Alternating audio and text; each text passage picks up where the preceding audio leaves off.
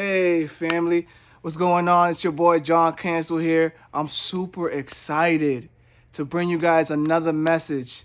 And the title of our message today is called Got Problems? Got Problems? Let's get right into it.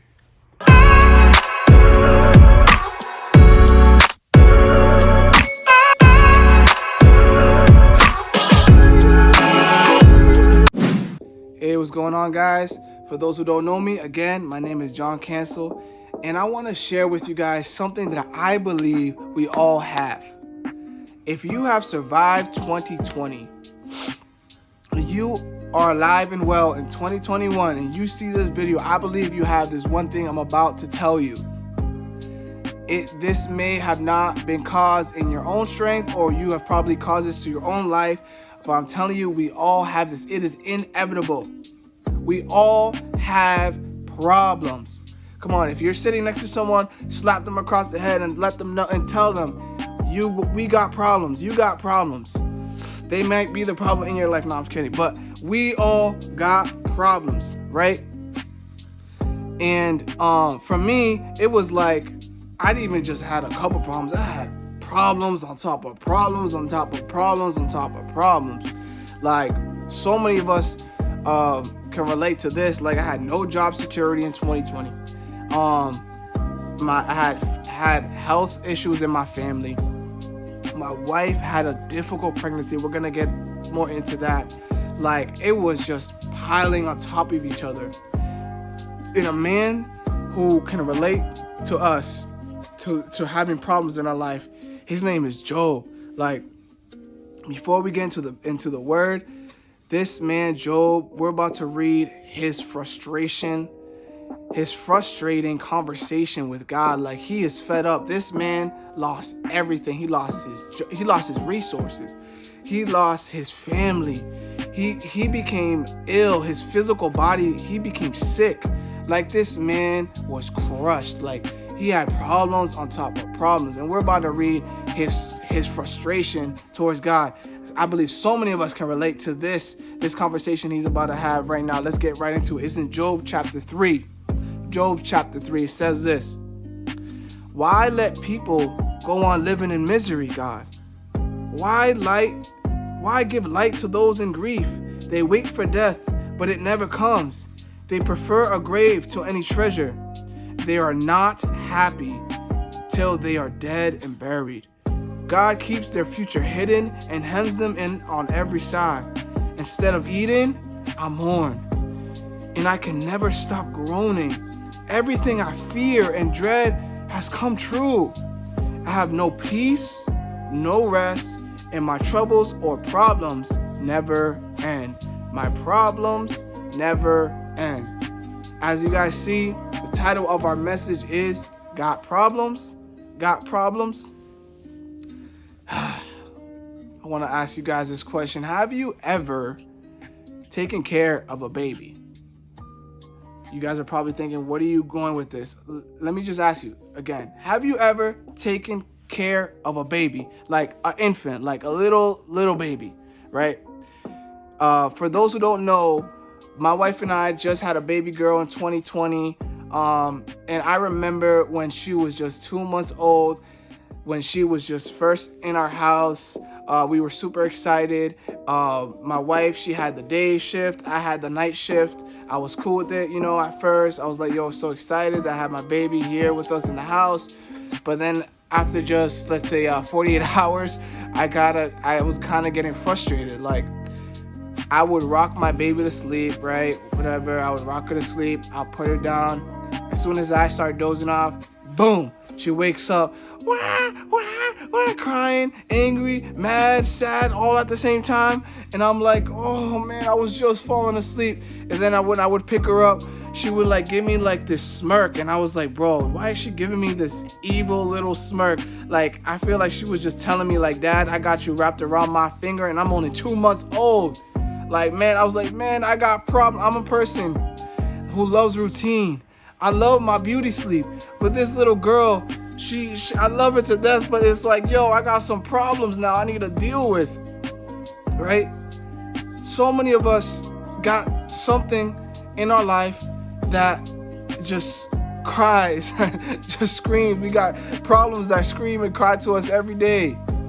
And we're like, why is this happening? Why do I have so much problems? Just like Job did, like he had so many things. He was so frustrated. But what can we learn when we have problems? See, when we have problems, we must acknowledge that the heaviness, the burden of the problem on our life makes us weak. But the good news is that when we are weak, in God, we are made strong. Man, my wife and I's story, if you guys don't know, my wife and I's story was this. Right before her pregnancy, she was diagnosed with lupus. And then when she got pregnant, in her pregnancy, she had severe preeclampsia. Her uterus was 50% detached from her placenta, which gave stress and complications to the birth. And also, because of all that was going on in her body, our daughter was born 3 months earlier than expected. And through all of this craziness, my wife and my daughter were almost died in the hospital. When all of this was going on, my wife and I were like, why? Why is this going on? We were we had no more strength. We were just like, oh, we had nothing, no more strength to muster. All we knew to do was ask God for help. And when we asked God for help, when we were like, God, we can't do this. We are weak. We need your strength. God came through.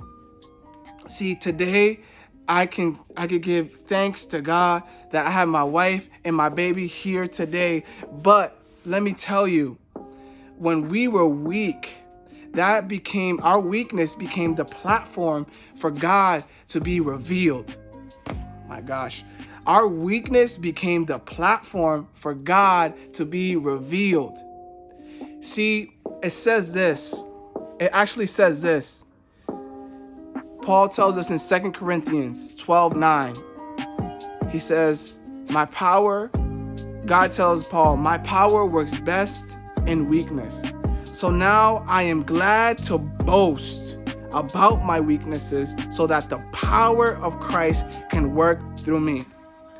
How many know that our weakness is our power in God? Our weakness is our power in God. I want to talk to the weak people watching this video. If you recognize you're weak, I want to talk to the weak leaders that recognize they don't got it all together, but even though they're weak, they're strong leaders in Christ. I want to talk to the worshipers that know even though they got problems in their life and they're going through things and they're not strong, but they recognize that even when I'm weak, God is strong. I want to talk to the people, the weak mothers, that they're going through some crazy situations, some crazy problems in their life, and they understand that even though they are weak, they are strong mothers. They are brave mothers in Christ.